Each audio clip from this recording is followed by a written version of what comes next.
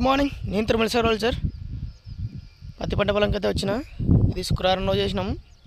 బేసారం full వర్షం పడి ఉంటే శుక్రవారం ఇంకా నాగేండ్లు గోరు కొట్టిన దాంట్లో అడ్డం పెట్టి వేసినామని ఇంతకుముందు వీడియోలో చూసింటారు.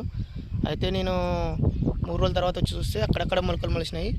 అసలు ఏం మొలవలేదు. వర్షం పడింటే బాగుండే అనుకుంటుంటే ఇప్పుడు వర్షం పడితే బాగానే ఉంటుంది. కానీ 3 రోజులకి 4 రోజులకు చూసినప్పుడు వేరే ఉంది. ఇప్పుడు ఇది 6వ రోజు విత్తనం వేసి ఈరోజు కొంచెం మొలకలు బాగానే వచ్చినాయి. చూడండి ఒకసారి. ఆ రోజుకి ఈ రోజుకి అయితే కొంచెం మారినాయి మొక్కలు. అయితే ఇంకా కొన్ని లోపలు ఉన్నాయి. వర్షం పడితే బాగా వస్తాయి. ఇది కూడా వర్షం పడింటే బాగుండు అని ఇప్పుడు కోరుకోవాల్సి వస్తుంది. అప్పుడు మేము రోజు పడతా ఉండే మే లాస్ట్ వీక్లో వద్దు అనిపిస్తుంది. ఇప్పుడు ఈడు వరకు మొక్కలు బాగానే వస్తున్నాయి. ఇప్పుడు ఇటు లేదు. ఇడు మొక్క లోపల ఉంటుంది, ఫొక్కు పట్టి ఉంటుంది. వర్షం పడితే ఫొక్కు తడిసి మెత్తగా పైకి వస్తుంది. ఇదిగోండి, ఈ మొక్కకి బలం జాలకొచ్చి లేపుకొని వచ్చింది. పిల్లల్ని లేపుకొని ఇట్లా బలహీనంగా వస్తుంది. అదే వర్షం పడితే మంచిగా వస్తుంది.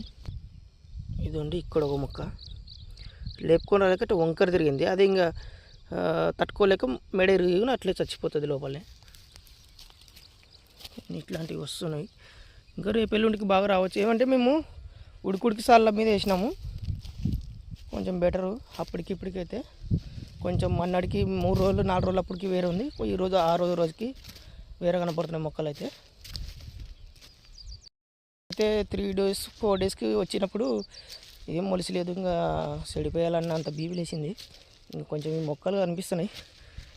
ఏం చేస్తా అంటే అక్కడక్కడ మొలవని చోట బావి పక్కల ఎవరైనా నీళ్ళు బిందెతో మోసుకొచ్చి నీళ్ళైతే ఆమె చేసి ఇత్తనాలు వేసుకుంటూ పోగలరు.